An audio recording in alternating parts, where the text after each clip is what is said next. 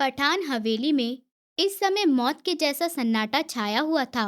कुछ देर पहले जहां पटाखे फोड़े जा रहे थे, अब वहां गहरा सन्नाटा छा गया था। आखिरी निकाह के वक्त लड़के की हकीकत सबके सामने आई थी, जो पहले से शादीशुदा बल्कि दो बच्चों का बाप था। जबकि दुल्हन बनी बैठी हुई वानिया बेयकीनी से उनको देख रही थी। उस हवेली में उसके भाई थे, पापा, दादा, हर इंसान था, मगर किसी ने जांच पड़ताल नहीं कराई थी। वो यही सोचती हुई अपने आप का तमाशा बनते हुए देख रही थी और लोगों में बातें बनने लगीं। सब लोगों को अपनी जगह पर वापस बैठा दो, निकाह अभी होगा। ये आवाज दादा की थी, जो रोब भरे लहजे में अपना हुक्म सुनाते हुए एक तरफ रखे सोफे पर बैठे थे। वो अपनी जगह पर बैठते हुए अपने पोते हमजा को बुलाने लगे।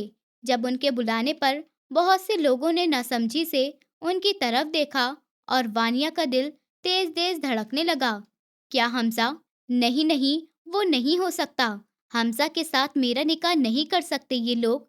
हमजा भी बच्चा है, मैं ये नहीं होने दूंगी। वो दिल में फैसला करते हुए अपने दादा की बात का इंतजार करने लगी।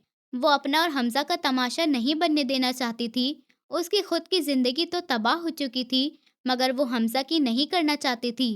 जी दादा जान। हमजा ने आगे बढ़ते हुए अपने दादा के सामने सर झुकाया। जब उनकी अगली बात पर सबके सर के ऊपर बम फट गया। सुहेल को लेकर आओ। वो अपना हुक्म सुनाकर उसके आने का इंतजार करने लगे, जबकि हमजा को ऐसा लगा जैसे उसे जमीन में धंसने का हुक्म दे दिया हो। वानिया ने हैरत से उनकी तरफ देखा। वो साइको इंसान आ गया ना? मैं सबका नाम लूंगी, 11 को चुनकर मरवाऊंगी। सब लोग इस समय उस हवेली के हिस्से में मौजूद थे, जहां सबका आना सख्ती से मना था। 2 दिन बाद उनकी लाडली बेटी की शादी थी, जिसकी वजह से वो इमोशनल होते उसकी ख्वाहिश पूरी करने के लिए उस जगह पर आ गए थे, जहां एक पियो का राज था। दुल्हन की ख्वाहिश थी जाने से पहले हवेली का वो शानदार हिस्सा देखे जो किसी ने नहीं देखा। पता नहीं वो कब आए। उसकी ये इमोशनली बातें सुनकर सबको उसकी हाँ में हाँ मिलाते हुए उस हिस्से में कदम रख चुके थे। मेरी बात मानो, अभी भी वापस चलो। अगर भाई आ गए तो जिंदा नहीं बचेंगे। महविश ने डरते हुए बोला था। इस सन्नाटे में बस उनके जूते की आवाज थी, जिससे वो खुद ही डर रहे थे। वही तो, वानिया क्यों मरना चाहती है? शादी से पहले ख्वाहिश के चक्कर में। दूसरी ये आवाज दानिया की थी, जिसे खुद पसीने आ रहे थे। ओ यार, वो यहाँ नहीं है, दुबई में है। जल्दी चलो, देखो कितना खूबसूरत है ना ये सब। उस खड़ूस की जगह मुझे शादी में ये तोहफे में दे दें और मैं सारी जिंदगी यहीं पर रह जाऊं। वो बिना सोचे समझे बोली थी, ये जाने बिना ख्वाहिश पूरी होने का कोई भी टाइम हो सकता है। सच में मजा आ जाएगा। मैं और दानिया तो तेरे ही घर पर पड़े रहेंगे। महविश वहां की खूबसूरती देखकर सारी जिंदगी उसके घर पर रहने के लिए तैयार थी, और जबकि हमसा और कासिम उनकी बात सुनते हुए सर नामे हिलाया था। अंदर चलो, बेडरूम देखते हैं। वो उन्हें दिखाता हुआ आगे की तरफ बढ़ने लगा। जब दरवाजे की आवाज सुनकर वो डरते हुए पीछे मुड़े। वो स्टडी रूम था, जिसका लॉक खुल रहा था। वानिया, अगर वो दुबई में है तो ये कौन है लॉन्च में? लॉन्च के पीछे पड़े सोफे पर चुपकी हुई दानिया ने लड़खड़ाते लहजे में कहा था। जब उसके बोलने की स्पीड, सबका दिल अंदर ही 1000 की स्पीड से धड़क रहा था। वहां सन्नाटा इतना था कि सबके दिलों की धड़कनों की आवाज साफ साफ सुनाई दे रही थी। अपनी धड़कनों को रोको, वरना पकड़े जाएंगे। महविश ने अपने दिल पर हाथ रखते हुए सबको मशवरा दिया, जिनकी धड़कनें हथेलियों से बज रही थी। यहाँ कैसे? उसे स्टडी रूम से निकलकर बाहर सोफे पर बैठे देखा। उन सब का दम निकला था। अगर वो यहीं बैठा रहा तो वो सब वापस जाएंगे कैसे? वे एक दूसरे को देखकर परेशानी से सोचने लगे, ये जाने बगैर कि वो अपने लैपटॉप पर उन सब हरकतों को देख रहा था। मार दो उसे। वानिया ने दोनों हाथ दिखाकर गला दबाने का इशारा किया। उन्हें देखकर वो हैरान हो गया। वो जानता ही नहीं था कि इस छुटकनी में इतनी जान है। वो लैपटॉप ठीक करता हुआ सोफे से कमर लगाकर आराम से बैठा था। सब उसकी आवाज को बिना पहचाने हाँ में सर हिला गए थे। अभी बैठने ही वाले थे, अचानक से एक दूसरे की तरफ देखने लगे। ये आवाज तो इनमें से किसी की नहीं थी। वो हैरत से सोचते हुए जिसकी नज़र लैपटॉप पर थी। वानिया ने उसके पीछे से निकलते हुए लैपटॉप पर नजर डालना चाहिए। वो लैपटॉप पर अपना चेहरा देखकर बुरी तरह चीखी थी। मारे गए, वो ये कहते हुए अपने मुंह पर हाथ रख गई, जबकि उसकी पूरी रंगत सफेद पड़ चुकी थी। उसकी सफेद रंगत पड़ते देख सब लोग उसे देखने लगे। बाहर आओ सारे। इससे पहले कोई कुछ कहता, सुहेल की सख्त आवाज ने उन सबको हैरान कर दिया। वो सब नजरें झुकाकर उसके सामने आकर खड़े थे, जिस पर वो सबको देखता हुआ लैपटॉप बंद कर गया। क्या कर रहे हो यहाँ पर? वो बहुत सख्ती से पूछ रहा था। उसको देखकर वानिया रोना शुरू कर चुकी थी। उसके किए का सबसे खतरनाक हथियार यही था जो उसे सुहेल से बचा सकता था। हमजा ने कुछ कहना चाहा। भाई, वो जब उसके मुंह से निकलती आवाज सुनकर उसके चेहरे पर एक थप्पड़ जड़ गया। थप्पड़ की आवाज इतनी तेज थी, बाकी सब चीखते हुए अपने दोनों हाथ मुंह पर रखते हुए कांपना शुरू कर चुके थे, जबकि वानिया फटी फटी आंखों से मुंह पर हाथ रख देखकर लगातार कांपे जा रही थी। हमजा को थप्पड़ बहुत जोर से पड़ा था। उसने दोबारा सर उठाने की कोशिश नहीं की। दफा हो जाओ सब यहाँ से और दोबारा यहाँ नजर मत आना, वो बहुत गुस्से से बोला था। सब लोग 200 की स्पीड से वहां से निकले थे। सबसे पहले हमजा निकला था, जबकि सबसे आखिर में वानिया। वो जाते हुए उसे घूर कर देखना नहीं भूली थी, जबकि बहुत गुस्से में उसकी हरकत सामने गुस्से को ठंडा कर गई थी। थैंक गॉड अंदर नहीं गए। वो लोग अपना रुख कमरे की तरफ करते हैं। उसने सुकून भरी सांस ली। उसने सारे रूम में सीसीटीवी को लगा रखा था, हर तरफ हर जगह, और वो अपने पर्सनल फीलिंग किसी के भी सामने खोलने का आदी नहीं था। 2 दिन रह गए हैं, अपने वादे से फिर नहीं जाना। वो उनके कमरे में उनके पास बैठा हुआ जताने लगा, जिससे वो उसे घूर कर रह गए। हाँ, तुम तो जैसे मुझे फिरने दोगे ना, और जैसे मेरे फिर जाने पर तुम मेरे फैसले का मान रखोगे। वो जले कटे अंदाज में बोले थे, जिस पर वो हंस पड़ा। जिंदगी के मामले में कोई झूठ नहीं। कम शब्दों में वो उन्हें बहुत कुछ जता गया, और जानता हूँ अगर मेरी उम्मीदों को पूरा ना उतरे और जरा सा भी शिकायत मिली तो वादा वापस ले लूंगा मैं। वो उसे वार्न करने लगे, क्योंकि उसका खतरनाक गुस्सा उन्हें पता था। अच्छा, जिस चीज से आप डर रहे हैं उस चीज का इलाज सुला रहा हूँ मैं, वो आंखें बंद करके अपने दिल से बोला था। जब उसकी बात सुनकर वो हल्के से मुस्कुराए थे। वो ठीक कह रहा था। हाँ हाँ, जानता हूँ, अपने वादे से पलटूंगा नहीं मैं। तुम भी ऐसे ही करना। वो अब की बार सीरियस थे। यार, आपसे वादा करने में मजा नहीं आ रहा। मैं आपकी बेगम से करूंगा। वो उन्हें छेड़ने लगा, जब वो उसकी बात पर चिढ़कर रह गए। मैं चाहूँ ना, मुझसे कुछ कहने ही वाले थे, लेकिन फौरन रुक गए। क्या हुआ? बोलिए ना। उन्हें रुकते देख मुस्कुराहट दबाता पूछने लगा। उसका ये रूप सिर्फ उन्हीं के लिए था, बाकी सब के लिए वो एक खतरनाक और खड़ूस इंसान था। दफा हो जाओ, कभी अपने सास से भी मिल लिया करो। वो उसे लटराते हुए सलाह देने लगे। फ्री का तो मैं कुछ भी नहीं लेता।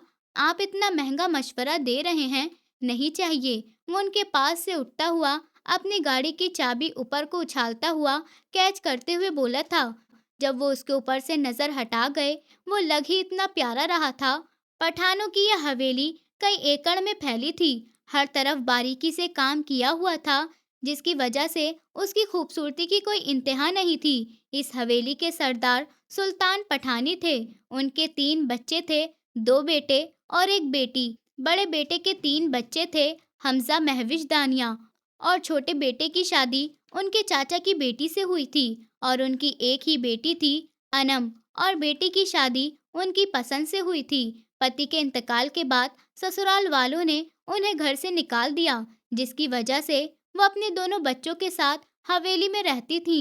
उनके भी 2 बच्चे थे, इल्मा, कासिम। जबकि हवेली के एक हिस्से में रहता वो इंसान दादा की जान का जिगर का टुकड़ा था। वो उनके दोस्त का पोता था, मगर उन्हें अपने खून से ज्यादा प्यारा था। सुहेल। उसकी परवरिश दादा जान ने ही की थी, और बचपन से वो इस हवेली में रहता था। हवेली का हर बच्चा उससे डरता था। उसकी आंखें सबको डराती थीं। हमजा और इल्मा की तो उनसे जान निकलती थी। इल्मा को उसने कभी कुछ कहा नहीं था, मगर हमजा को एक थप्पड़ पड़ चुका था, जिसकी वजह से डर कर रहता था। आज कोई बहुत खुश लग रहा है। जो सिंगर मेज के सामने बैठी हल्का हल्का और पीछे से उभरती आवाज पर उसने उसे शर्माई शर्माई आंखों पर देखा था, जो आंखों में चमकती हुई शरारत लिए उसे देख रही थी। हाँ तो होंगी ना खुश, इतने सालों का अरमान पूरा होने जा रहा है। वह अपनी चूड़ियां बजाती हुई मुस्कुरा गई। सबने उसकी हरकत पर घूरा था। शर्म कर लो, दुल्हन बनी हो। उसकी फुप्पो ने उसे लताड़ा था। अरे फुप्पो, जाने दो, क्यों गुस्सा करती हैं? एक ही तो बार दुल्हन बनना है मुझे। अपनी जगह से उठकर अपनी फुप्पो के बाजू में हाथ डालते हुए शरारत भरे लहजे में बोली थी, जबकि अनोखी दुल्हन को देखकर सब हैरान थे।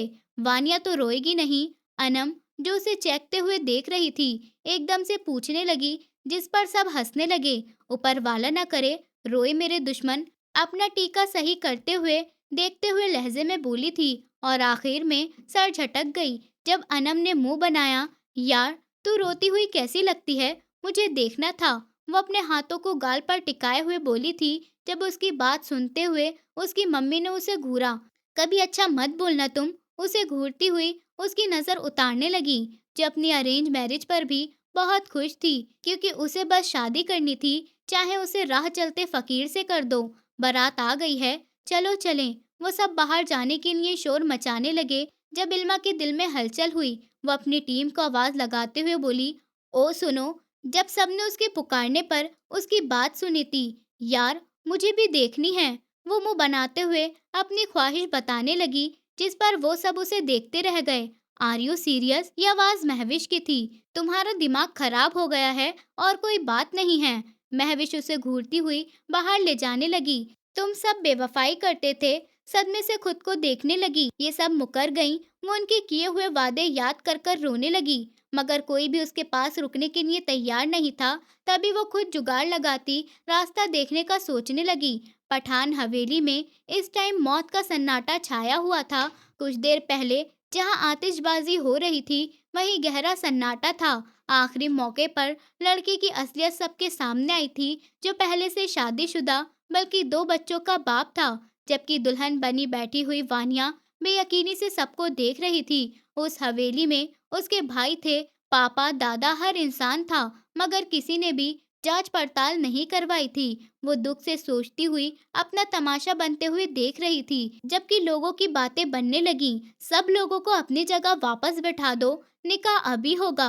ये आवाज दादा जान की थी, जो रौबदार लहजे में अपना हुक्म सुनाकर एक तरफ रखे सोफे पर बैठे थे।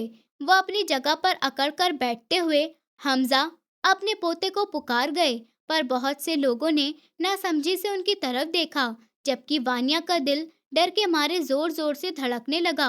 तो क्या हमजा? नहीं, वो नहीं हो सकता। हमजा के साथ मेरी शादी नहीं कर सकते। वो छोटा है, बच्चा है अभी, मैं ये नहीं होने दूंगी। वो दिल में सोचती हुई अपने दादा की अगली बात का इंतजार करने लगी। वो अपना और हमजा का तमाशा नहीं बनने देगी। उसकी खुद की जिंदगी तो तबाह हो चुकी थी, मगर वो हमजा की नहीं करना चाहती थी। जी दादा जान। हमजा ने अपने दादा की तरफ आकर अपना सर झुकाया। सबके सर पर बम फूटा। सुहेल को ले आओ। वो अपना हुक्म सुनाते हुए उसके उठने का इंतजार करने लगे, जबकि हमजा को लगा जैसे उसे जिंदा जमीन में धंसने का हुक्म दे दिया हो। सुहेल। वानिया ने हैरत से उनकी तरफ देखा। उस खड़ूस को क्यों? वो हैरानी से सोचती हुई अपने दादा को देखने लगी, जबकि उनकी निगाहें कहीं और थीं। दादा जान, मैं जाऊं? हमजा डरते डरते लहजे में बोला, जब अपने दादा की कतदार आवाज से खड़ा हुआ। बहुत खतरनाक है। वो उनसे कुछ दूरी पर होता हुआ बोला था, तो वो गुस्से भरी निगाह से देखने लगे। कासिम को बोलो ना। वो एक तरफ उसकी तरफ इशारा करके बोला था, जिस पर कासिम ने भी उसे घूरा था। जाओ और उससे कहना कि वानिया ने बुलाया है। फिर कुछ नहीं कहेगा। वो उसे बुलाने का तरीका बताते हुए बोले। जब उनकी बात पर सबने नासमझी से देखा। क्या मतलब? कुछ नहीं कहेगा, वो भी वानिया के नाम पर? नूरी ने जले भुने लहजे में कहा था। ये बात उसके लिए हजम करना आसान नहीं थी कि पठान हवेली का सबसे बड़ा बेटा, जो मारने और मरने के लिए तैयार रहता, वानिया के नाम पर कुछ नहीं कहेगा। हाँ, जाकर देखो, उससे कहते हुए वो उसके जाने का इंतजार करने लगे। जब हमजा डरते डरते अंदर की तरफ कदम बढ़ा गया, कुछ देर बाद वो उसके साथ आता हुआ दिखाई दिया, जिसने ब्लैक शर्ट के साथ ब्लैक ही जीन्स पहन रखी थी। माथे पर बिखरे बाल पूरी तरह उलझे हुए थे, जबकि बंद मुट्ठियां उसकी बर्दाश्त बता रही थी। उसे भीड़ से नफरत थी, लेकिन जिसने उसे बुलाया था, उसका बुलावा वो इग्नोर नहीं कर सकता था। जबकि उसके साथ हमजा अपने बालों को हाथ से सेट करता, फुल एटीट्यूड में स्लो मोशन में आ रहा था। क्या हुआ? सब ठीक है? वो जानता था, पर फिर भी अनजान बना। मुझे नहीं लगता कि मुझे कुछ कहने की जरूरत है। वो उसकी एक्टिंग पर बोले थे। मुझे नहीं लगता आपका कहा हुआ मुझे कुछ समझ आएगा। वो भी उनका ही पोता था। जब उसकी चालाकी पर दादा उसे देखकर रह गए। वान्या की बारात वापस चली गई है। वो शब्द नहीं बोलना चाहते थे, क्योंकि हर कोई इस बात से वाकिफ था। ओह, सो सैड। कोई बात नहीं, लड़के और बहुत जानबूझकर वो ऐसा कर रहा था। जब दादा जान ने उसे वॉर्न करती हुई नजरों से देखा, जो हाथ पीछे बांधा हुआ खड़ा था। अच्छा, फिर ऐसा करो, मुझे अभी कोई लड़का बता दो, ताकि मैं अपनी वानिया का रिश्ता। इससे पहले वो अपनी बात पूरी करते, एक झटके से अपना सर उठाता हुआ उन्हें देख गया। उसकी आंखों में कुछ तो था, जो दादा जान कहते हुए चुप हो गए। वो अपना हाथ आगे करता हुआ बोला, मीट मी। उसकी इस हरकत पर सब अपनी मुस्कान दबाकर रह गए। Shut up. दादा जान को मैं दबा रहा था, और वो दब भी रहे थे। निकाह शुरू करें मौलवी साहब, वो कहते हुए उसकी बाजू पकड़कर वानिया के पास बिठा गए। जबकि वानिया के ऊपर होने वाले जुल्म सहकर वो खामोश बैठी थी। उसका बस नहीं चल रहा था। मौलवी साहब की जबान खींच लेती, जो कितनी तेजी से निकाह पढ़ाना चाह रहे थे। उसे शादी करनी थी एक आम इंसान से। ऐसी कैद में तो भेजने के लिए नहीं बोला था। वो उदास होती हुई आंखें बंद कर गई। मौलवी साहब अपना काम करने में बिजी थे। 3 बार कबूल है कहने के बाद वो मौलवी को कोसने लगी। आज रात चैन की नींद नहीं सोएंगे। वो सबको कोसती हुई अपनी किस्मत पर ना बहने वाले आंसू बहाने लगी। जबकि बाकी पका पका उसके साथ होने वाला सीन देखते रह गए। इस इंसान से सबसे ज्यादा डरने वाली भी वानिया थी, और अब उसकी पत्नी भी वानिया ही थी। निकाह होने के बाद में अब अपने कमरे में अपनी ज्वेलरी नोच नोच कर उतार रही थी। जबकि अनम उसकी हालत देखकर हंसने लगी। अगर अब की बार तुम्हारी मुझे आवाज आई ना, तो मुंह तोड़ दूंगी। वो उसे डांटते हुए एक झटके से अपना दुपट्टा खींचने लगी। अरे बेवकूफ लड़की, ये क्या कर रही हो? वो जो अपने आप को नोच रही थी, अपनी माँ की आवाज पर दरवाजे को देखने लगी, जो अपने माथे पर हाथ रखकर खामोश नजरों से देख रही थी। ऊपर वाला सब्र देगा मुझे। जो इंसान आपने मेरे पल्ले डाला है ना, मेरा सारा दिमाग खराब हो जाना है। वो उनकी बात पर गुस्से से बोलती रोने लगी थी। अरे अकल की अंधी, ऊपर वाले का शुक्र करो। बैठे बैठे इतना अच्छा लड़का मिल गया तुम्हें। मुझे तो शुरू से बहुत पसंद था। बस वो खामोश रहती थी। उसकी माँ अपने दिल की ख्वाहिश बताने लगी, और खुशी से फूले नहीं समा रही थी। जबकि वानिया उन्हें देखती रह गई। पसंद? वो आपको पसंद करने वाला इंसान लगता है। बहुत घटिया पसंद है आपकी। अपनी माँ के मुंह से उस इंसान के लिए पसंद का शब्द सुनते ही उन पर चढ़ गई थी। जब उसकी माँ ने उसे गुस्से से बोला था, शर्म करो, पति है वो तुम्हारा। वो उसे आंखें दिखाए हुए डांटने लगी, जिस पर वो खामोश हो गई थी। मैं कह रही हूँ, मैं अपने कमरे के बाहर कदम भी नहीं रखूंगी। आखिर समझ क्या रखा है मुझे? इतना शौक था शादी का, सारा खराब कर दिया। वो जमीन पर बैठकर अपना दुखड़ा रोने लगी, जबकि बाकी सब उसकी एक्टिंग पर उसे देखने लगे। हालत देखो अपनी क्या कर ली है। बच्चों को मिलाना हो तो? उसकी माँ ने उसकी बिखरी हालत देखकर बोला, जिस पर वो आंखें फैला गई। ओ हेलो, कौन सा बच्चा, कौन सा मिलना? मेरी बात साफ साफ सुनो, ये मुलाकात है ना, आप लोग अपने तक रखें। और यार फुप्पो, थोड़ा तो ऊपर वाले से डरो। ऊपर जाकर उसे मुंह भी दिखाना है। थोड़ा सा तो डर रखें ऊपर वाले को। ऊपर जाकर क्या मुंह दिखाओगी? 5 किलो के मुंह वाला आपको बच्चा कहाँ से लगता है? उसको बच्चा कहने पर आग ही तो लग गई थी। तभी बिना सोचे समझे अपने अंदर की जलन मिटाने लगी। जबकि उसके शब्दों पर महविश और इल्मा दोनों हंसने लगे। बस करो वानिया, इतनी बदतमीजी करने की इजाजत नहीं दी मैंने तुम्हें। पति है वो तुम्हारा, और उम्र में भी बड़ा है। तमीर और इज्जत से बुलाया करो उसको। जब देखो मुंह फाड़ के कुछ भी बोल देती हो। उसके शब्द उनको बुरे लग रहे थे। अगर यही शब्द वो खुद सुन लेता, तो यकीनन उसकी जुबान हलक से बाहर खींच लेता। तभी वो तपते हुए बोली, मैं तो मुंह फाड़ कर ही बोलूंगी। वो बिना उनकी बात को खातिर में लाए बदतमीजी करती रही, जिस पर वो उसको देखकर रह गईं।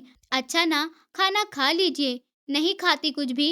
उनको देखने पर वो सरेंडर करने के अंदाज में हाथ उठाती खाने का कह गई, जिस पर वो मुस्कुराकर उसको गले से लगाती उसके लिए खाना लेने चली गई। वानिया, जो चेंज करने जा रही थी, अपनी फुप्पो की आवाज पर उनकी तरफ मुड़ गई।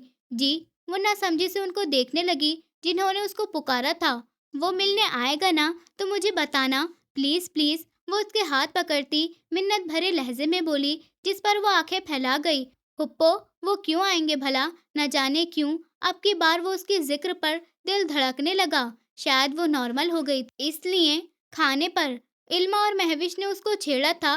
वो क्यों आएंगे? क्या बात है, इतनी इज्जत। वो उन्हें तंग करने लगी, जिस पर वो पांचों उंगलियों से उन पर लानत भेजते वॉशरूम में बंद हो गई। पीछे उन तीनों की हंसी की आवाज गूंज रही थी।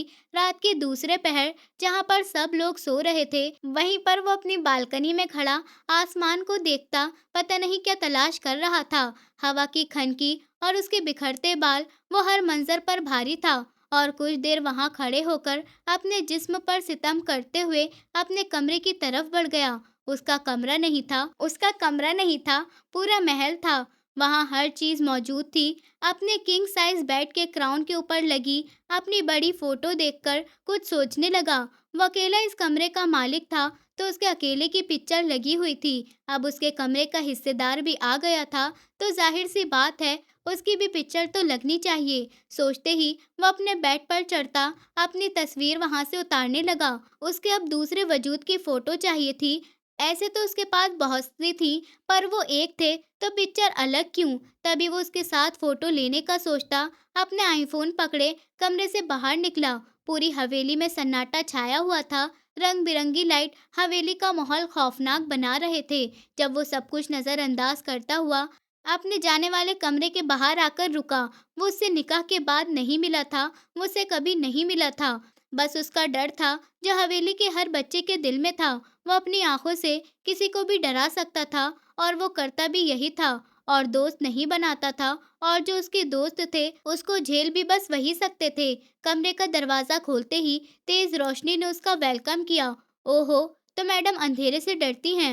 वो होठ वाव की शक्ल में गोल करता सोचने लगा, जबकि नजरें उस वजूद की तलाश में थी जिसके खातिर वो यहाँ पर आया था। सुहेल बेड पर चार वजूद को आपस में चिपक कर सोता हुआ देखा। उसका पारा हाई हो गया। उसकी मलकियत, उसकी बीवी, तीन लोगों के बीच चिपक कर सो रही थी। ये देखते ही उसकी आंखें पल में लहूलुहान हो गईं। उसका बस नहीं चल रहा था वो एक पल में उन सबको उठाकर पटक दे, पर वो इस हालत में उनको उठा भी नहीं सकता था। तभी खुद से कोई प्लान सोचता। वो बिना बाकी तीनों पर निगाह डाले अपनी बीवी को घूर रहा था। तभी वो उसके बालों का कुछ हिस्सा लेता उसके नाक में घुमाने लगा। अपने नाक में कुछ चलता हुआ महसूस करके वानिया एक पल में चीख मारती हुई उठी। जब वो उसके होठों पर अपनी मजबूत हथेली जमाकर उसकी चीख बंद कर गया। आवाज बंद करो, बाहर निकलो तुम। वो उसको तेज नजरों से देख रहा था, जबकि वानिया बेयकीनी से उसको अपने कमरे में देख रही थी। क्या वो सच में आ गया था या सिर्फ सपना था? वो आंखें फाड़े हुए उसको देखते ही जा रही थी। वो दोबारा से चीखा, सुना नहीं तुमने? बाहर निकलो यहाँ से। अब की बार उसके कान के पास आकर बोला। उसका बस नहीं चल रहा था बराबर वाले के वजूद को वो एक मिनट में राख कर दे। दोबारा से गुस्से से बोलता देख वो अपने आप को बीच में से निकालती जमीन पर खड़ी हुई। जब वो उसके खड़े होने पर एक पल में उसको अपने बाजुओं में उठा गया। इससे पहले कि वो उसकी हरकत पर चीखती, वो उसके होठों पर गहरी गिरफ्त छोड़ गया। वानिया की आंखें फट जाने के करीब थीं। वो अभी तक यकीन नहीं कर पा रही थी वो खड़ूस इंसान उसके कमरे में आया था, उसको उठाया भी था, और अब किस भी।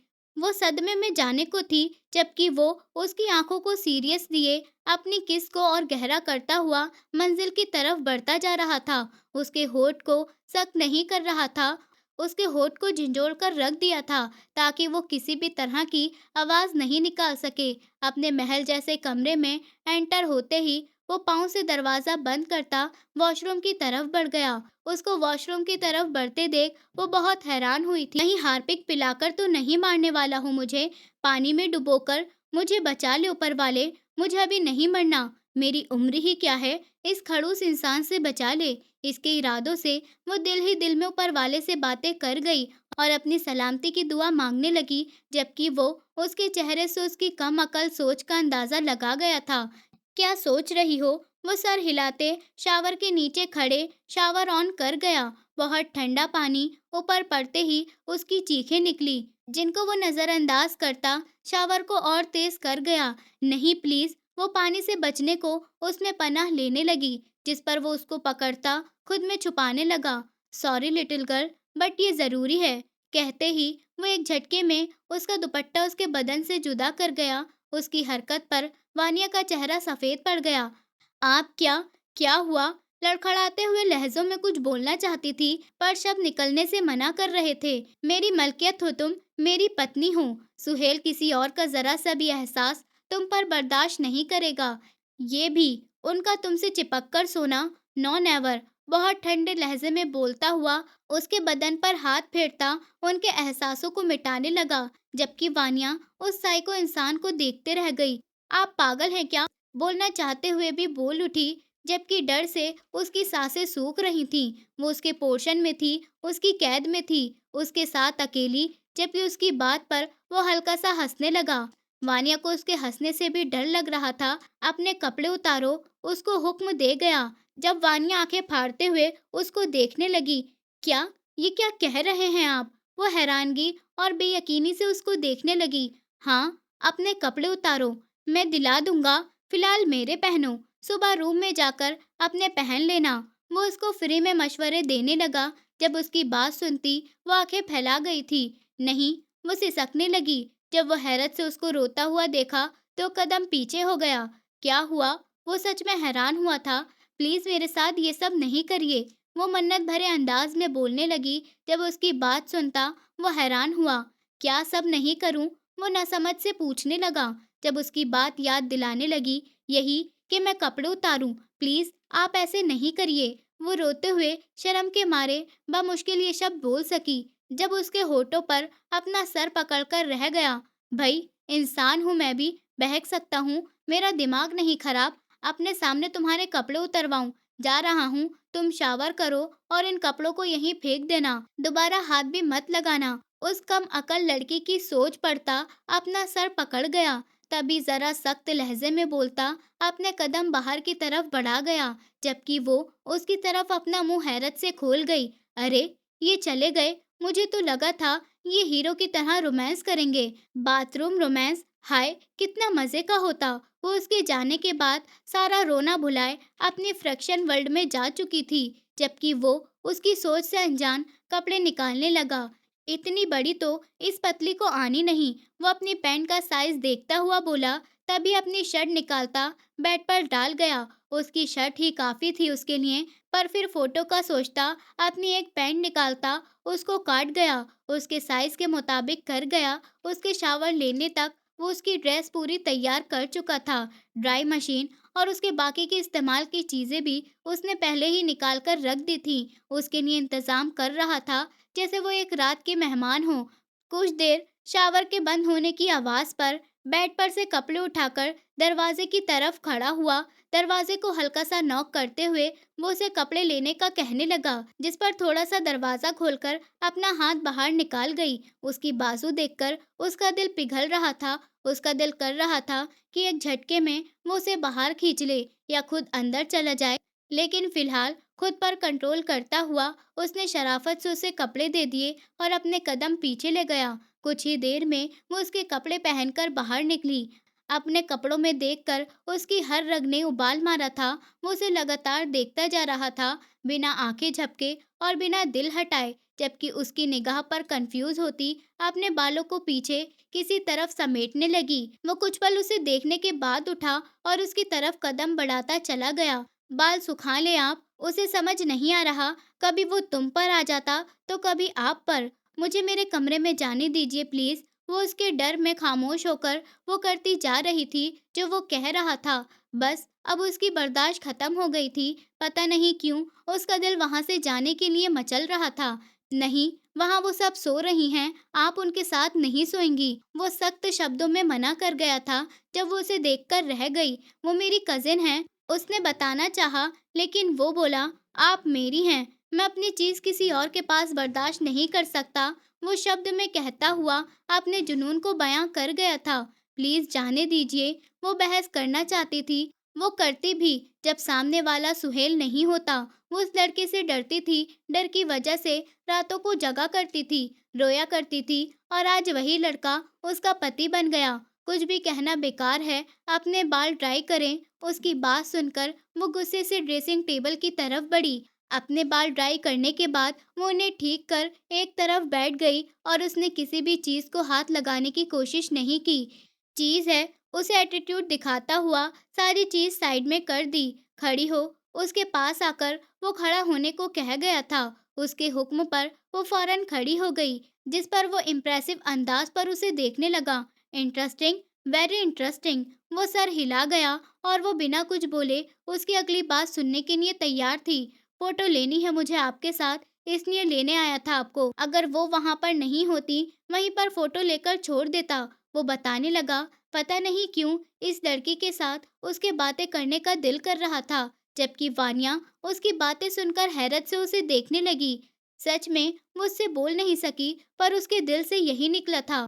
उसे हैरत से अपनी तरफ देखता पाकर उसकी हैरत दूर करता बेड वॉल के ऊपर इशारा करने लगा, जहां एक बड़े फ्रेम की जगह देखकर वानिया उसकी बात का मतलब समझ चुकी थी। ऊपर वाले, ये तो मुझसे भी ज्यादा बेसब्रे हैं। कुछ दिन सब्र नहीं कर सकते थे, आज ही जरूरी थी क्या? वो दिल में सोचती हुई दीवार को देख रही थी, जब सुहेल ने हंसते हुए उसका ध्यान अपनी तरफ खींचा। चलो बनाते हैं। ये कहने के साथ ही वो उसका चेहरा शीशे की तरफ करता और खुद उसके पीछे खड़ा होता मिरर पिक्चर लेने लगा। 1 2 3 4, बस एक और। उसे और परेशान होता देख वो अपनी मुस्कान दबा गया। उसकी कमर पकड़ते और उसके कंधों पर अपने होठ रखते एक फोटो क्लिक कर गया। सुहेल, वो अब की बार अपनी सिसकी नहीं रोक पाई। अरे, एक और। वो उसके जिस्म से आए हुए खुशबू में गुम होता और उसे अपने करीब करता, उसके कंधे पर प्यार देता, उसको मचलने पर मजबूर कर गया। वो हकलाते हुए उसके कंधे पर हाथ मारती हुई उसे होश में लाने लगी, जब वो अपना फोन बेड पर उछालता, एक झटके से उसकी शर्ट के बटन तोड़ता, उसकी गर्दन पर हाथ रखता हुआ उसकी खुशबू में गुम होता चला गया। जबकि वानिया को लगता है शायद आज वो जिंदा बच नहीं पाएगी, जबकि वो बिना कोई लिहाज किए अपने प्यार का निशान उसके जिस्म पर छोड़ता जा रहा था। जब उसे बर्दाश्त नहीं हुआ, वो उसे पीछे की तरफ धकेलती, वो गहरी सांस भरने लगी। उसकी हालत देखकर वो कुछ पल के लिए अपने चेहरे पर हाथ फेरता खुद को रिलैक्स करने लगा।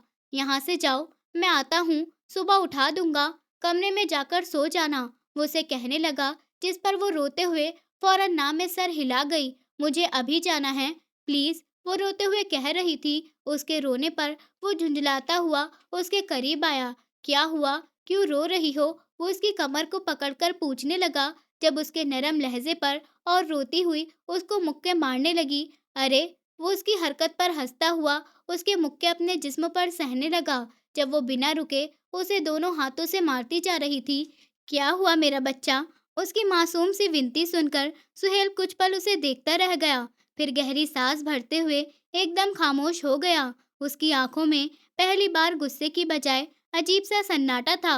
उसने धीरे से उसके हाथ को अपने होठों से हटाया, लेकिन कोई और हरकत नहीं की। ठीक है, आज के लिए बस सो जाओ। उसका लहजा भारी था, लेकिन पहले जैसा डरावना नहीं। वानिया को यकीन ही नहीं हो रहा था कि वो सचमुच रुक गया है। उसका दिल अब भी धड़क रहा था, सांसें तेज थीं, लेकिन उसकी आंखों से आंसू बहते जा रहे थे। सुहेल ने उसे एकटक देखा, फिर मुड़कर खिड़की के पास जाकर खड़ा हो गया। बाहर अंधेरा था और हवेली पर सन्नाटा छाया हुआ था। कुछ देर बाद उसने धीरे से कहा, तुम सोचती हो मैं पागल हूँ, जालिम हूँ, पर मैं भी इंसान हूँ वानिया। मैं सिर्फ तुम्हें खोना नहीं चाहता। जो मेरा है उसे किसी और की नजरों में बर्दाश्त नहीं कर सकता।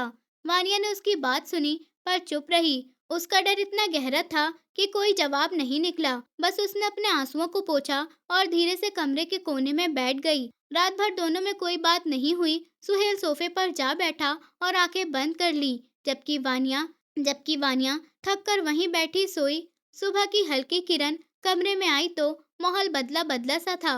वानिया की आंखें सूजी हुई थी। सुहेल अब भी खामोश था, लेकिन उसका चेहरा उतना सख्त नहीं लग रहा था। जब वानिया उठकर जाने लगी तो सुहेल ने धीमे से कहा, डरो मत, मैं तुम्हें जबरदस्ती नहीं छूऊंगा, लेकिन याद रखना, अब तुम मेरी जिम्मेदारी हो और मैं अपनी जिम्मेदारी से कभी पीछे नहीं हटता। उसकी आवाज में पहली बार थोड़ी नरमी थी।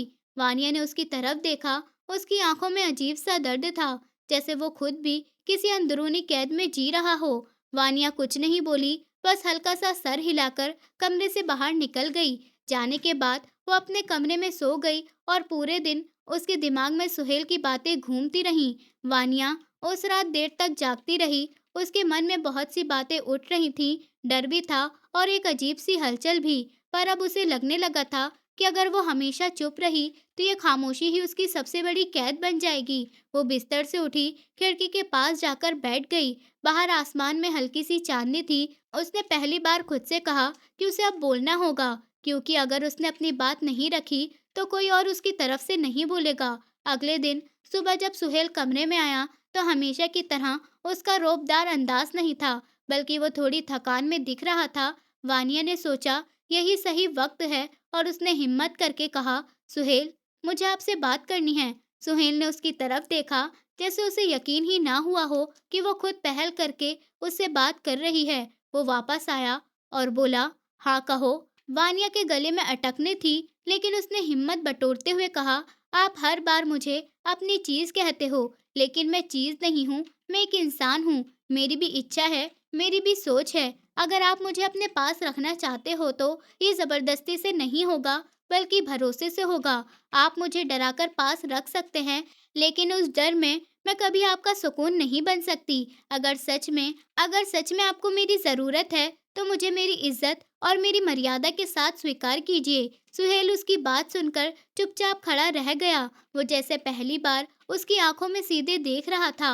वानिया का डर अब भी था, पर उसके शब्दों में एक नया साहस था। उसने और कहा, मैं ये नहीं कहती कि मैं आपको नफरत करती हूँ, पर यह भी सच है कि मैं आपको प्यार नहीं कर सकती जब तक आप मुझे मेरी मर्जी के साथ जीने नहीं देंगे, मुझे अपने फैसले खुद करने नहीं देंगे, मुझे ये एहसास दिलाएंगे कि मैं आपके पास कैदी बनकर नहीं, बल्कि अपने दिल से रह रही हूँ। तभी शायद मैं भी आपको अपना मान पाऊंगी। आप सोचते हैं कि आप मुझे खो देंगे, इसलिए पकड़कर रखते हो, लेकिन किसी को पकड़कर रखने से वो दिल से आपका नहीं होता। अगर सच में मुझे पाना चाहते हो तो मुझे आज़ाद कीजिए, मुझे भरोसा दीजिए और मुझे मौका दीजिए कि मैं आपको अपने दिल से देख सकूं। सुहेल उसके हर शब्द को सुनता रहा। उसकी आंखों में कई भाव आते गए, कभी गुस्सा, कभी हैरानी, कभी नरमी, पर उसने खुद को चुप रखा। वानियों को लगा कि उसने शायद बहुत बोल दिया, पर उसने राहत की सांस ली, क्योंकि आज पहली बार उसने अपना डर तोड़कर अपनी बात रखी थी।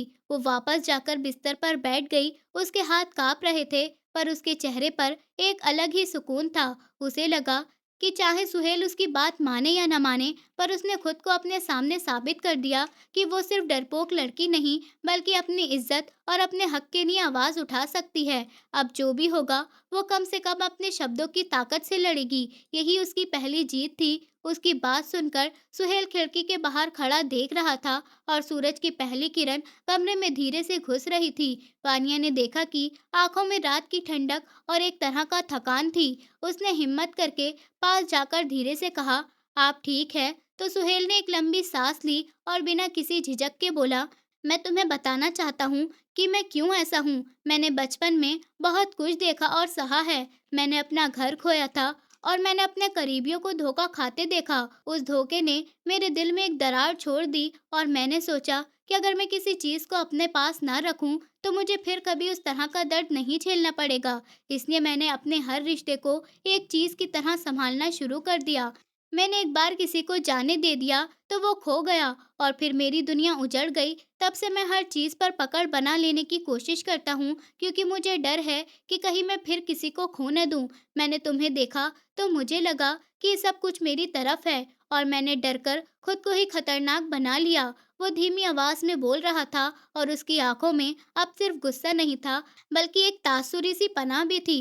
वानिया उसकी बातें सुनती रही और उसके दिल पर उसके शब्दों का असर हुआ। उसे सुहेल की कमजोरी और अकेलेपन का एहसास हुआ, पर साथ ही उसे याद आया कि उसकी अपनी इज्जत और आज़ादी भी है। वानिया ने धीरे से कहा, अगर आपको दर्द है और आप अकेले हैं तो मैं आपको समझ सकती हूँ, पर इसका मतलब ये नहीं कि आप मुझे अपनी चीज़ समझ लें। आप मेरी सोच और मेरी इजाज़त का सम्मान करिएगा। आप मेरे कमरे में बिना बताए नहीं आना और मुझे छूने से पहले परमिशन लेना, क्योंकि मेरा डर अभी भी जिंदा है और मुझे धीरे धीरे भरोसा चाहिए। सुहेल उसकी बातों को सुनकर चुप रहा। उसने अपने गुस्से को दबाया और आखिरी बार बड़ी सी गंभीरता से कहा, मैं वादा करता हूँ कि मैं आज से तुम्हारे साथ जो भी करूँगा वो तुम्हारी इच्छा के साथ होगा। मैं तुम्हें मजबूर नहीं करूँगा और मैं तुम्हारी मर्यादा का आदर करूँगा। ये कहकर उसने अपनी बात को सरल रखा और वानिया की आंखों में कुछ राहत दिखी, जो अभी तक डरी हुई थी। तीनों ने सिखाया कि भरोसा चमेली की फूल जैसा है, जिसे धीरे धीरे खोलना पड़ता है।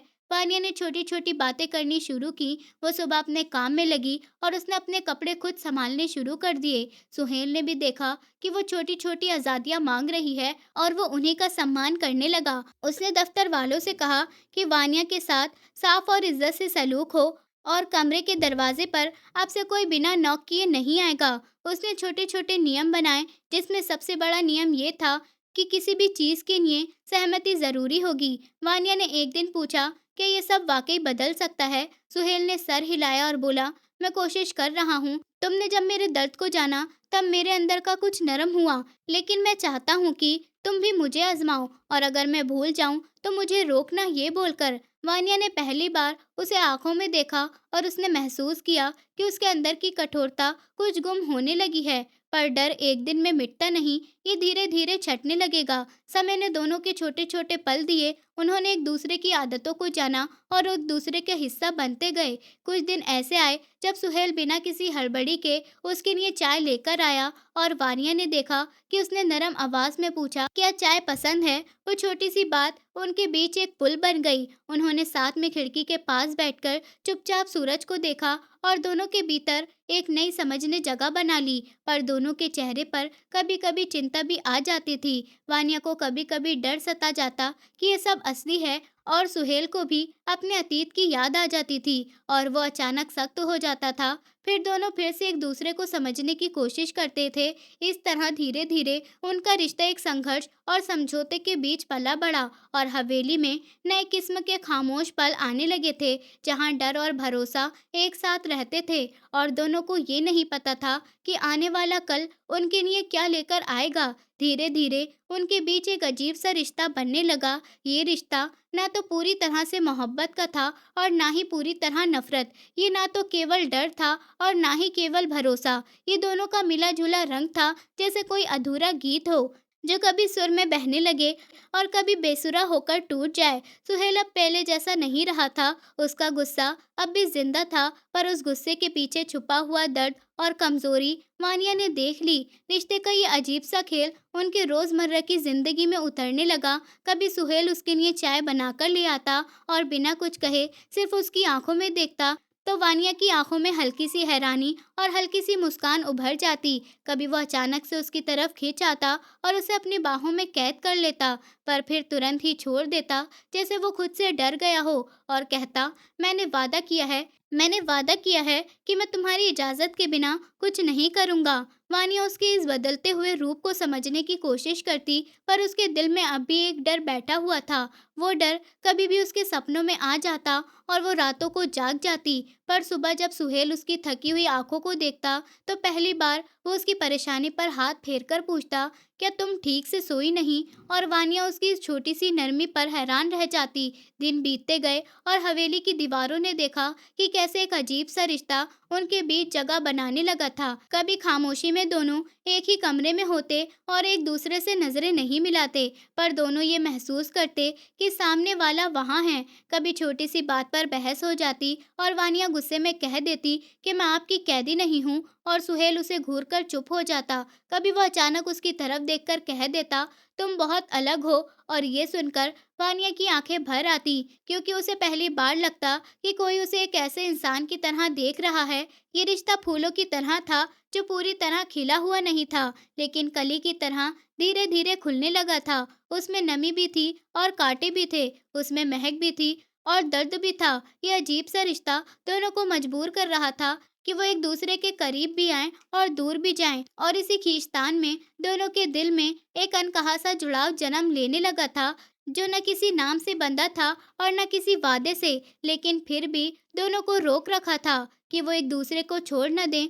धीरे धीरे वक्त ने उनके बीच का डर मिटा दिया था और अब वानिया और सुहेल दोनों पूरी तरह एक दूसरे पर भरोसा करने लगे थे। अब उनका रिश्ता डर और मजबूरी का नहीं बल्कि अपनेपन और प्यार का बन गया था। सुबह की हल्की रोशनी में दोनों साथ बैठते और चुपचाप एक दूसरे को देखते रहते। वानिया की आंखें सुहेल के चेहरे पर टिक जाती और सुहेल उसकी हर हल्की मुस्कान को अपने दिल में महसूस करता था। कभी कभी वो उसकी बाहों में उसे भरकर चुपचाप खड़ा हो जाता और बस उसे अपनी छाँव में रखता था। वानिया भी अब उसके करीब होने में डर महसूस नहीं करती थी, बल्कि उसकी गर्म बाहों में खुद को सुरक्षित पाती और कभी-कभी अपनी हल्की सी हंसी उसके कान में सुनाकर उसके चेहरे पर मुस्कान ला देती। एक शाम सुहेल ने वानिया को अपने हाथ में लेकर धीरे से बगीचे में ले गया। चारों तरफ फूलों की खुशबू और हवा की हल्की ठंडक थी। वो उसे एक बड़े पुराने पेड़ के नीचे ले जाकर बैठाया और उसकी आंखों में सीधे देखता हुआ कहा, वानिया, अब मुझे डर नहीं लगता। मुझे अब ये लगता है कि तुम मेरी जिंदगी का हिस्सा बन गई हो और मुझे अपनी हर खुशी और हर गम में तुम्हारा साथ चाहिए।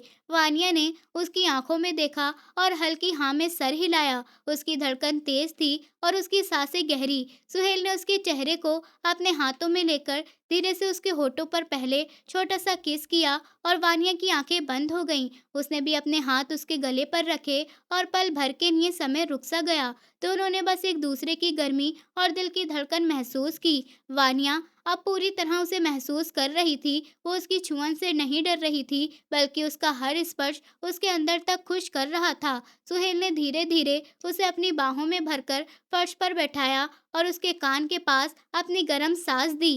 वानिया ने उसकी छांव में सर टिकाया और पहली बार उसने उसे नाम से पुकारा। सुहेल ने उसकी आवाज को महसूस किया और धीरे से उसका चेहरा उठाकर उसके होठों को अपने होठों से जोड़ा। ये प्यार अब केवल आंखों और शब्दों तक सीमित नहीं था, बल्कि उनके भीतर की भावनाओं का खुला हुआ इजहार बन गया था। दोनों ने एक दूसरे को महसूस किया और उस गर्मी में पूरी तरह खुद को खो दिया। रात के अंधेरे में कमरे की खिड़की से आती ठंडी हवा और बाहर की हल्की रोशनी में दोनों चुपचाप बैठे थे।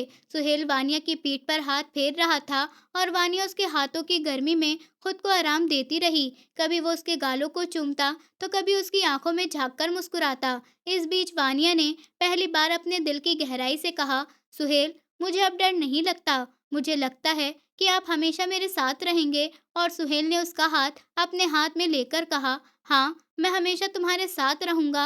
अब कोई तुम्हें डर नहीं देगा, अब कोई तुम्हें अकेला नहीं छोड़ पाएगा। और इसी विश्वास के साथ दोनों ने एक दूसरे को अपनी बाहों में भरकर रात के सन्नाटे में एक दूसरे की धड़कनों और सांसों में खो जाना शुरू किया। ये प्यार अब डर और मजबूरी से ऊपर उठकर एक नए विश्वास और अपनेपन में बदल गया था और दोनों जानते थे कि अब उनके बीच कोई दीवार नहीं रह सकती। वानिया और सुहेल के जीवन में अब एक नई हल्की और खुशबू भरी सुबह आने लगी थी। दोनों अब पूरी तरह एक दूसरे पर भरोसा करते थे और एक दूसरे के साथ हर पल बिताने में खुश रहते। उनकी बातें अब केवल काम और जिम्मेदारियों तक सीमित नहीं थी, बल्कि वो हर छोटे बड़े पल में एक दूसरे के करीब महसूस करते। सुबह उठना और साथ चाय पीना दोनों को नया रिवाज बन गया था। वानिया सुहेल की नजरों में खुद को सुरक्षित और प्यार से भरी हुई पाती और सुहेल भी वानिया की हर छोटी मुस्कान और हर हल्की हंसी में अपने लिए दुनिया का सबसे बड़ा सुख महसूस करता। धीरे धीरे उनका रिश्ता और भी गहरा हुआ और वानिया ने महसूस किया कि अब वो केवल उसकी पत्नी नहीं, बल्कि उसके जीवन का सबसे अहम हिस्सा बन गई थी। दोनों ने ये निर्णय लिया कि अब वे एक परिवार और भी पूरा करेंगे और इसी सोच के साथ मानिया को पता चला कि वो अपने जीवन की सबसे बड़ी खुशी की उम्मीद कर सकती है। वो गर्भवती है। सुहेल ने ये खबर पाते ही खुशी से चौंकते हुए उसे अपने हाथों में लेकर कहा, ये हमारे लिए सबसे बड़ा वरदान है। और वो वानिया को बार बार गले लगाता और उसके पेट को प्यार से सहलाता। वानिया की आंखों में भी आंसू थे। वो दोनों बहुत खुश थे। पहले 3 महीने बेहद नाजुक थे। वानिया ने अपने शरीर की हर हलचल और बदलाव को महसूस किया। कभी उसे सुबह की उल्टी ने परेशान किया तो सुहेल हमेशा उसके पास था। उसे पानी दिलाता, उसके सर पर हाथ फेरता और हल्की बातें करता, उसका मन हल्का करता। उसने वानिया को हर पल ये भरोसा दिलाया कि ये 9 महीने का सफर सिर्फ मुश्किलों का नहीं, बल्कि प्यार और अपनेपन से भरा होगा। वानिया ने सुहेल के इस साथ को महसूस किया और उसने पहली बार पूरी तरह महसूस किया कि वो अकेली नहीं है। हर दिन वो सुहेल के साथ बैठकर बच्चे के लिए बातें करती और उसका नाम सोचती। कभी वो कहती, सुहेल, आप सोच रहे होंगे कि हमें क्या नाम रखना चाहिए, और सुहेल हंसते हुए कहता, अब तुम खुद सोचो जो सबसे प्यारा लगे वो नाम रखना। 3 महीने बीतते बीतते वानिया का पेट धीरे धीरे बढ़ने लगा और सुहेल ने घर की छोटी छोटी तैयारियों में लगना शुरू किया। उसने बच्चे के लिए बिस्तर मंगवाया, खिलौने खरीदे, कपड़े और छोटे छोटे जूते लाए। वानिया ये सब देखकर बार बार मुस्कुराती और कहती, ये सब आप मेरे लिए कर रहे हैं। और सुहेल हंसते हुए कहता, मैं अपने जीवन की सबसे बड़ी खुशी का इंतजार कर रहा हूँ और हर दिन उसे अपने हाथों में महसूस करना चाहता हूँ। 5वें महीने में वानिया और सुहेल ने अपने कजिन और परिवार के अन्य सदस्य को ये खुशी की खबर बताई। सभी के चेहरे पर खुशी के आंसू थे। सभी गले मिलकर खुश हो रहे थे। वानिया की बहनें और उसकी कजिन बार बार उसके पेट पर हाथ फेर रही थी और कह रही थी, कितनी प्यारी चीज आने वाली है। सुहेल ने उन्हें देखकर मुस्कुराते हुए कहा, अब आप सब इस खुशियों में मेरे साथ शरीक हैं और हर दिन बच्चे की बातें सुनना आप सभी के लिए भी खुशी होगी। वानिया ने महसूस किया कि उसका जीवन अब केवल उसका नहीं बल्कि उसके परिवार और सुहेल के साथ साझा होने वाला था। 6 महीने में बच्चे की हर हल्की हरकत वानिया और सुहेल के लिए नई दुनिया का एहसास लेकर आती। बच्चे की आते ही सुहेल उसका हाथ उसके पेट पर रखता और कहता, देखो हमारी नन्ही सी परी कितनी सक्रिय है। वानिया हंसती और कहती, हाँ, ये हमारी छोटी सी राजकुमारी है। अब घर में हर चीज बच्चे की तैयारी में बदल चुकी थी। कमरा रंगीन कपड़े और खिलौनों से भर गया था। सुहेल ने वानिया के आराम के लिए घर में हर सुविधा का इंतजाम किया। उसने उसे हमेशा ये भरोसा दिलाया कि बच्चे के जन्म तक हर चीज में उसका साथ देने वाला है। 8वें महीने तक वानिया का पेट पूरी तरह बढ़ चुका था और हर दिन वो बच्चे की हल्की हल्की हरकतों को महसूस करती और सुहेल के साथ उस पल को बांटती। कभी वो कहती, सुहेल, लगता है अब समय आ गया है, और सुहेल उसे देखकर मुस्कुराता और कहता, अब तुम्हें डरने की कोई ज़रूरत नहीं है, मैं हर कदम पर तुम्हारे साथ हूँ। हर रात वो दोनों अपने हाथों को उसके पेट पर रखकर बच्चे से बातें करते, उसका नाम सोचते और उससे मिलने के सपने में खो जाते। बच्चे के आने की खुशी उनके दिल में इस तरह बस गई थी कि हर सांस में केवल उम्मीद और प्यार ही था। नवा महीना आया और वानिया की हालत अब धीरे धीरे अधिक थकी हुई लेकिन खुशियों से भरी थी। सुहेल हर समय उसके पास था, उसे आराम दिलाता, उसकी हर परेशानी में मदद करता। हर रात वो उसके हाथ पकड़े बैठा रहता ताकि उसे अकेले कोई डर न लगे। वानिया को महसूस हुआ कि अब उसका जीवन पूरी तरह सुहेल और उसके आने वाले नन्हे बच्चे के इर्द गिर्द घूम रहा है और अब उसे कोई भी चीज डराने वाली नहीं लग रही थी। अंत में वो दिन आया जब वानिया ने सुबह हल्की हल्का दर्द महसूस किया और सुहेल तुरंत उसके पास था। उसने उसे गाड़ी में बिठाया और अस्पताल पहुंचाया। दोनों के हाथ एक दूसरे से जुड़े थे। वानिया बार बार कह रही थी, अब हम अपनी नन्ही परी से मिलेंगे। सुहेल उसकी आंखों में देखता और मुस्कुराया। ये दिन हमारा इंतजार खत्म करने वाला है। फिर कुछ समय के बाद डॉक्टर ने कहा, ये समय है, और नन्ही सी बच्चे की किलकारियों की आवाज कमरे में गूंज गई। सुहेल और वानिया दोनों ने खुशी से एक दूसरे को देखा और दोनों के चेहरे पर आंसू थे। खुशी और प्यार से भरे हुए आंसू उनके जीवन की सबसे बड़ी जीत थी। सुहेल ने नन्ही परी को अपनी बाहों में लिया और वानिया के पास जाकर कहा, देखो हमारी खुशियों की कहानी पूरी हो गई है। वानिया ने उसकी ओर देखा और कहा, हाँ, अब हमारा घर सिर्फ हमारा नहीं बल्कि हमारी नन्ही परी का भी है, और यही हमारे जीवन की सबसे बड़ी खुशी है। घर में खुशियों का माहौल फैल गया। वानिया के सारे कजिन और परिवार वाले भी आ गए और नन्ही परी को देखकर उनकी आंखें चमक उठी। हर कोई बच्चे को गोद में लेकर मुस्कुराने लगा। सुहेल और वानिया दोनों अपने नन्हे जीवन का पहला पल महसूस कर रहे थे और उन्होंने देखा कि उनका प्यार और उनका भरोसा अब पूरा होकर एक नए जीवन के रूप में सामने आया है। सच्चा प्यार और भरोसा ही रिश्ते की असली ताकत होते हैं। जब कोई रिश्ता डर या मजबूरी से नहीं बल्कि अपनेपन, समझ और सम्मान से बुना जाता है तो वो मजबूत और खुशहाल बनता है, और यही प्यार जीवन में सबसे बड़ी खुशी, सुकून और सुख लेकर आता है। दोस्तों, उम्मीद करती हूँ आपको हमारी कहानी पसंद आई होगी। कहानी पसंद आई है तो वीडियो को लाइक करें, चैनल पर नए हैं तो चैनल को सब्सक्राइब करें और हाँ, नोटिफिकेशन बेल को ज़रूर दबाएं ताकि अगली अपडेट सबसे पहले आपको मिले।